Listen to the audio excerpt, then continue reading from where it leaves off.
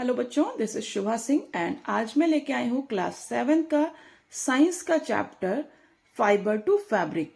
तो fibre to fabric chapter आपने पिछली क्लास में भी पढ़ा था, लेकिन उसमें आपने उसका क्लासिफिकेशन पढ़ा था कि कौन कौन से टाइप के फाइबर्स होते हैं। तो आपने पढ़ा था natural fibres and synthetic fibres. और नेचुरल फाइबर्स में भी आपने पढ़ा था कि नेचुरल फाइबर्स 2 टाइप्स के होते हैं, animal fibre and plant fibre. Then आपने प्लांट फाइबर्स का डिटेल पढ़ा था कि किस तरीके से कॉटन पॉड से कॉटन का फाइबर ऑब्टेन किया जाता है, किस तरीके से उसकी प्रोसेसिंग की जाती है, देन उससे यार्न तैयार किया जाता है और उन यार्न्स को ट्विस्टिंग और निटिंग करके उन यार्न्स को निटिंग और वीविंग करके उनसे फैब्रिक्स तैयार किए जाते हैं। तो फैब्रिक आपने पिछले क्लास में पढ़ा था, ये एक फैब्रिक है, ये कॉटन फैब्रिक है। तो इस तरीके से डिफरेंट फैब्रिक्स होते हैं और इन फैब्रिक्स में क्या होता है कि ये थ्रेड्स को अरेंज करके, इस तरीके से थ्रेड्स या यार्न्स कह सकते हैं, इन यार्न्स को अरेंज करके जो है इनकी वीविंग करके निटिंग करके इनसे बेसिकली फैब्रिक्स तैयार किए जाते हैं। डिफरेंट डिफरेंट फैब्रिक्स के वीविंग और निटिंग अलग अलग तरीके की प्रोसेसेस करके इनसे फैब्रिक्स तैयार किए जाते हैं। अब ये जो यार्न बना है, ये यार्न भी क्या है, डिफरेंट फाइबर्स को, क्योंकि फाइबर्स अलग अलग साइजेस के और अलग अलग उनमें क्वालिटीज होती हैं, तो उन फाइबर्स को ट्विस्ट करके, आपने पढ़ा था लास्ट क्लास में, पिछली क्लास में पढ़ा था कि इन फाइबर्स को ट्विस्ट करके क्या किया जाता है, यार्न तैयार किए जाते हैं और उन यार्न्स की निटिंग और वीविंग करके उनसे फैब्रिक तैयार किया जाता है। तो इस तरीके से फैब्रिक फॉर्म होता है। अब हम लोग बात करेंगे कि एनिमल फाइबर्स मेनली कौन कौन से हैं। वुल है और सिल्क है। वुल मेनली हमको कहाँ से मिलता है, एनिमल्स जैसे कि शीप, गोट, याक, इन सब से मिलता है।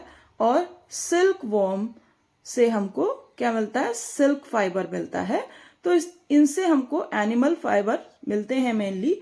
देन आता है हमारा वुल, कि वुल जो होता है मोस्ट कॉमन एनिमल फाइबर है, जिसको मेनली हम लोग विंटर्स में पहनना प्रेफर करते हैं, कोल्ड एरियाज में इसको पहनना प्रेफर करते हैं, क्योंकि इसके जो फाइबर्स होते हैं वो बल्की होते हैं।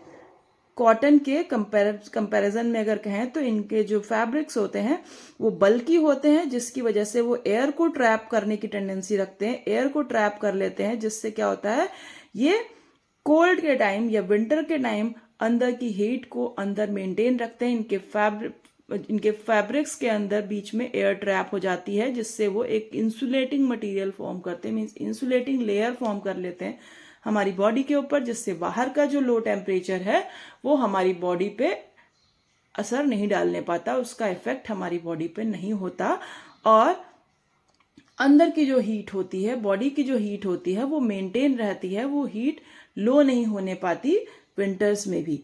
तो इसलिए हम विंटर्स में वुल को वेयर करना प्रेफर करते हैं।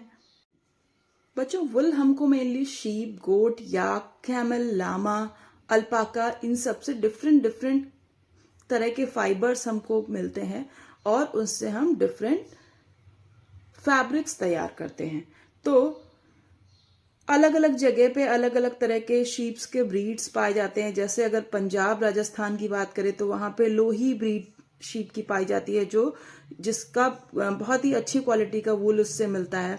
वैसे ही उत्तर प्रदेश और हिमाचल प्रदेश में रामपुर बसेर नाम की जो है एक शीप की ब्रीड पाई जाती है, जो ब्राउन फ्लीस उससे मिलता है, तो उससे जो है डिफरेंट फैब्रिक्स तैयार किए जाते हैं। वैसे ही राजस्थान, हरियाणा, पंजाब में नाली ब्रीड की शीप मिलती है, उससे कारपेट वूल बहुत अच्छा मिलता है। जम्मू कश्मीर में जो है बाकरवाल नाम की जो है ब्रीड की शीप की ब्रीड होती है, उससे जो है वुलन शॉल्स बहुत अच्छे बनते हैं। गुजरात में जो है मारवाड़ी शीप होती है, जो कि कोर्स वूल उससे मिलती है। और वैसे ही पाटनवाड़ी शीप जो होती है, उससे होजरी आइटम्स बहुत अच्छे तैयार किए जाते हैं, ये भी गुजरात के अंदर पाई जाती है। तो इस तरीके से डिफरेंट टाइप्स के शीप्स और डिफरेंट टाइप्स के कैमल की ब्रीड्स हैं और गोट्स की ब्रीड्स हैं और याक की ब्रीड्स हैं, जिनसे जो है डिफरेंट डिफरेंट तरह के वुल्स ऑब्टेन होते हैं। तो बच्चों, प्रोडक्शन ऑफ वुल में सबसे पहले आता है rearing and breeding of sheep. Means breeding की जाती है शीप्स की और उनकी अच्छे से देखभाल की जाती है, उसका मतलब क्या हुआ कि उनको अच्छा खाना प्रोवाइड किया जाता है, अच्छा शेल्टर प्रोवाइड किया जाता है और उनकी हेल्थ केयर की जाती है। तो उसके लिए जो है शेफर्ड्स होते हैं, जो पर्टिकुलर पर्सन्स, उनको हम शेफर्ड्स बोलते हैं, वो उनकी देखभाल करते हैं। और ये जो शीप्स होती हैं मेनली हर्बीवोर होती हैं, तो ये घास को खाना, पत्तियों को खाना प्रेफर करती हैं। तो इनको इसी तरह का फूड प्रोवाइड किया जाता है, घास दी जाती है, पल्सेस का मिक्सचर दिया जाता है, कॉर्न, ज्वार, ये सब इनको दिया जाता है मिक्स करके। ऑयल केक्स मिक्स किए जाते हैं, मीन्स ऑयल जब मस्टर्ड से या पीनट से ऑयल निकाल लिया जाता है तो उसका जो रिमेनिंग पार्ट बचता है उसको हम ऑयल केक बोलते हैं। तो ये सब क्या होते हैं, प्रोटीन का बहुत अच्छा सोर्स होते हैं। तो इसको प्रोवाइड किया जाता है जिससे अच्छा वुल तैयार हो इनकी बॉडी पे, इनके हेयर्स अच्छे ग्रो करे और उनको मिनरल्स, एक्स्ट्रा मिनरल्स प्रोवाइड किए जाते हैं। और विंटर्स में ये जनरली इंडोर में रहती हैं और इनको मेनली लीव्स और ड्राई फॉडर दिया जाता है।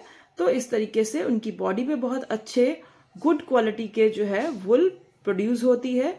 और उसके बाद इस वुल कोट को समर्स में, इस वुल कोट को जो डेड स्किन की लेयर होती है उसके साथ में निकाला जाता है, जिसको फ्लीस बोला जाता है। फ्लीस के अंदर क्या होता है, सॉफ्ट वुल होती है और यूजुअली जो है इसमें पूरा इसकी बॉडी से वन पीस में पूरा फ्लीस निकाला जाता है शीप की बॉडी से। तो शीप की बॉडी से वुल को ऑब्टेन करने के लिए क्या क्या प्रोसेस होती है, पहले शेयरिंग होती है।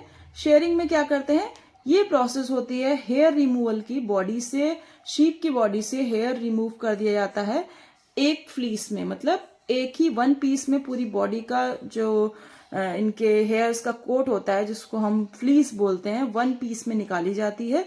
और ये कब किया जाता है, समर्स के टाइम में इनका फ्लीस निकाला जाता है और इस प्रोसेस को हम कहते हैं शेयरिंग।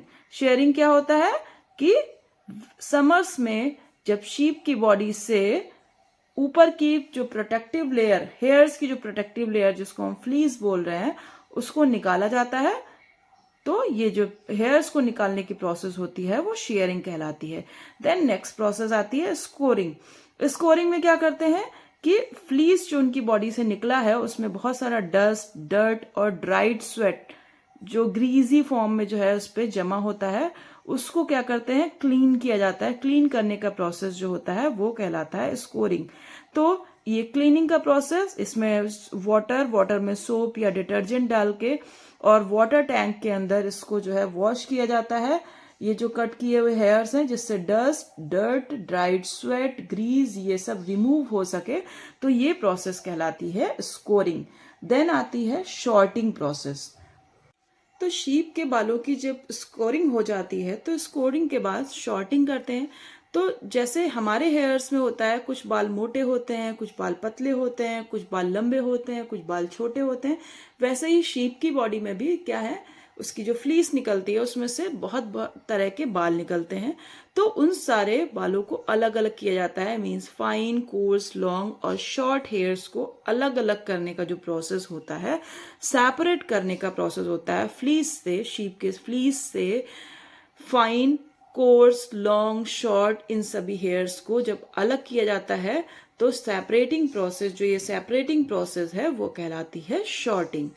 तो शॉर्टिंग कर ली जाती है, अलग अलग तरह के हेयर्स को अलग कर लिया जाता है। अलग करने के बाद उनको अलग अलग तरीके से उनसे फैब्रिक्स तैयार किए जाते हैं। पहले उनके यान तैयार किए जाते हैं। तो उनके यान तैयार करने से पहले क्या होता है, उनकी पहले डाइंग होती है। मतलब अब अलग अलग तरह की शीप के, किसी के बाल वाइट होंगे, किसी के थोड़े से क्रीमी होंगे, इस तरीके से अलग अलग तरह के हेयर्स होंगे। तो क्या होगा, पहले उनकी डाइंग की जाती है, उन पे कलर चढ़ाया जाता है।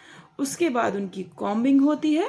देन उसकी स्पिनिंग करके उनसे क्या करते हैं, उनसे फैब्रिक्स तैयार कर लिए जाते हैं, जैसे कि शॉल्स और डिफरेंट डिफरेंट तरह के वुलन फैब्रिक्स जो है तैयार किए जाते हैं स्पिनिंग करके।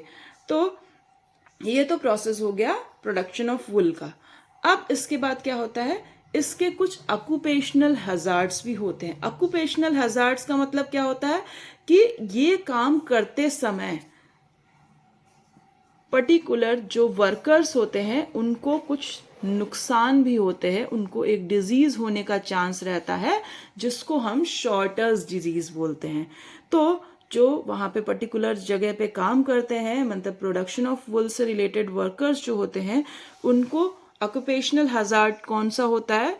शॉर्टर डिजीज नाम का जो है ऑक्यूपेशनल हजार्ड होता है। ये डेडली ब्लड डिजीज है जो कि क्या होती है? इन्फेक्शन होता है एक तरह का, जो कि जो इनके फ्लीस, जो शीप का फ्लीस होता है उसमें एक तरह का बैक्टीरिया जिसको हम एंथ्रैक्स बोलते हैं, उससे जो है इन्फेक्शन हो जाता है। उसका इन्फेक्शन जो है वहाँ के वर्कर्स को हो जाता है और ये एक डेडली ब्लड डिजीज है जिससे जो है वहाँ के वर्कर्स, उस इंडस्ट्री में काम करने वाले लोग फेस करते हैं।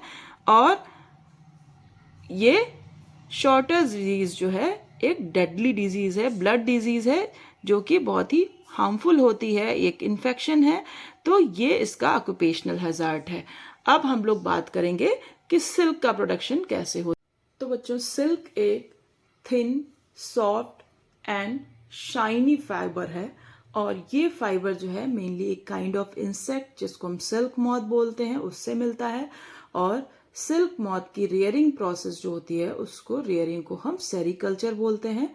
तो इसका लाइफ साइकिल क्या होता है कि ये जो सिल्क मॉथ होता है ये एग्स रिलीज करता है और ये एग्स क्या होते हैं? ग्रो करते हैं और लार्वा में कन्वर्ट हो जाते हैं जिसको हम कैटरपिलर बोलते हैं। और ये कैटरपिलर बहुत तेजी से मलबरी लीव्स को खाता है और सॉफ्ट मटेरियल, जो सॉफ्ट पार्ट होता है लीव्स का, उसको खाता है और उसके बाद ये प्यूपा में कन्वर्ट हो जाता है। और ये प्यूपा देन क्या करता है? एक सॉफ्ट लिक्विड स्लाइमी मटेरियल अपनी बॉडी, अपने माउथ से निकालता है और जो कि एयर के कांटेक्ट में आके हार्ड हो जाता है और उसी से सिल्क का थ्रेड फॉर्म होता है और ये अपनी बॉडी के चारों तरफ इस जो लिक्विड, जो जिससे सिल्क फाइबर बन रहा है, उससे अपनी बॉडी को पूरा कवर कर लेता है और जिसको हम कोकून बोलते हैं। इसी कोकून स्टेज में सिल्क वॉर्म से सिल्क ऑब्टेन किया जाता है, इसको अडल्ट सिल्क मॉथ में कन्वर्ट नहीं होने दिया जाता है। तो इस तरीके से प्यूपा स्टेज में क्या होता है? कोकून फॉर्म होता है और उसी कोकून से हमको सिल्क मिलता है। देन हम लोग देखेंगे प्रोडक्शन ऑफ सिल्क। सिल्क का प्रोडक्शन मेनली मलबरी ट्रीज के ऊपर किया जाता है। तो इसके लिए क्या करते हैं? Female silk moth hundreds of eggs जो है एक बार में ले करती है और उसके बाद इन एग्स को, जो सिल्क मॉथ के एग्स हैं, उनको केयरफुली पेपर स्ट्रिप्स के ऊपर स्टोर कर लिया जाता है और इसी स्टेज में फार्मर्स इनको खरीदते हैं और फिर इसको क्या करते हैं? सुटेबल टेम्परेचर और ह्यूमिडिटी में और सुटेबल हाइजीनिक कंडीशन में इनको रखा जाता है। उसके बाद क्या होता है? एग्स की हैचिंग होती है और सिल्क वॉर्म से लार्वा निकल आता है। सिल्क वॉर्म का लार्वा, जो कैटरपिलर है, वो एग से बाहर आ जाता है और वो क्या होता है? बहुत तेजी से मलबरी लीव्स को खाता है। 20 से 30 दिन तक, 25 से 30 दिन कह सकते हैं, 25 से 30 दिन तक ये लगातार जो है लीव्स को खाता है और इसके बाद ये खाना इनको बंद कर देता है और ये क्लाइंब कर जाता है, जो उसके नियर बाई टॉप पार्ट होता है ट्री का, वहां पे ट्विंग्स के ऊपर ये चढ़ जाता है और उसके बाद ये एक तरह का मटेरियल, लिक्विड रिलीज करता है जिससे कि सिल्क फाइबर तैयार होता है और उस फाइबर से ये अपनी पूरी बॉडी को कवर कर लेता है जिसको हम कोकून बोलते हैं। Then next process is processing of cocoon to obtain silk fibres.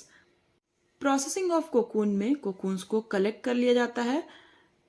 जो कोकून्स के पाइल्स होते हैं उनको जो है एक गर्म पानी के कंटेनर में डाल दिया जाता है, जिससे उससे क्या होते हैं? गर्म पानी में डालते ही उसके थ्रेड्स अलग अलग हो जाते हैं, जो उसने वीव किए होते हैं वो सारे थ्रेड्स अलग हो जाते हैं और उसको फिर रीलिंग कर ली जाती है। मतलब कि सिल्क फाइबर, कोकून से सिल्क फाइबर लेने का जो प्रोसेस होता है उसको हम रीलिंग बोलते हैं।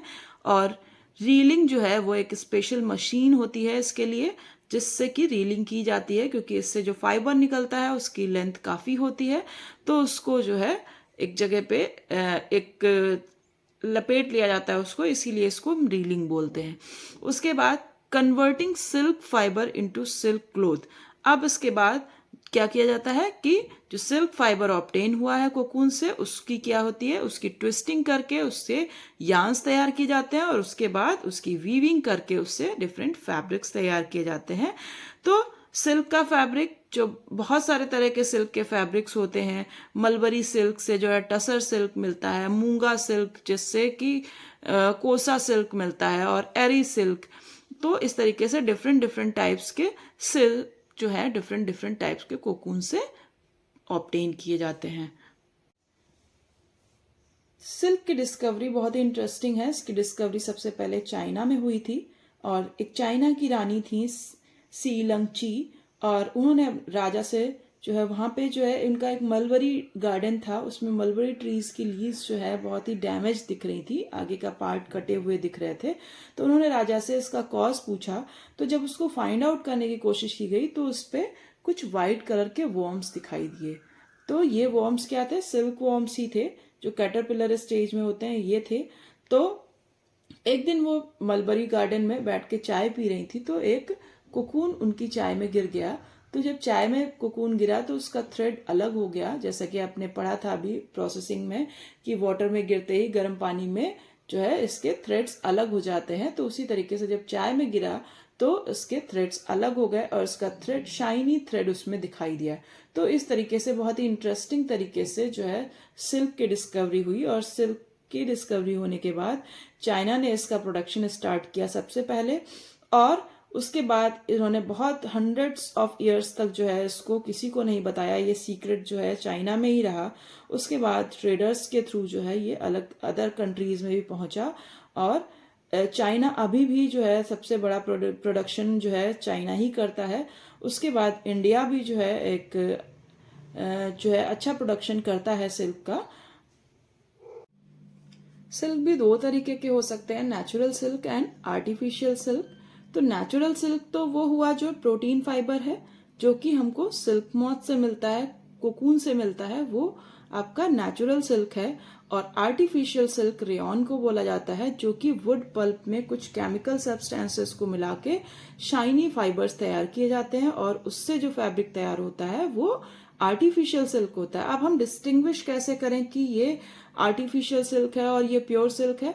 तो उसको डिस्टिंग्विश करने के लिए हम क्या कर सकते हैं, उसका बर्निंग टेस्ट कर सकते हैं कि अगर कोई भी नेचुरल फैब्रिक है, नेचुरल सिल्क है, तो उसको अगर हम बर्न करें उसके फाइबर को, तो बर्निंग हेयर की स्मेल आएगी।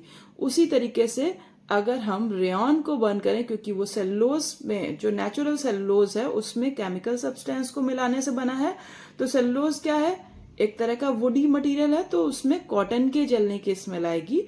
तो इस तरीके से हम आइडेंटिफाई कर सकते हैं कि सामने वाला सिल्क ये नेचुरल है या आर्टिफिशियल है।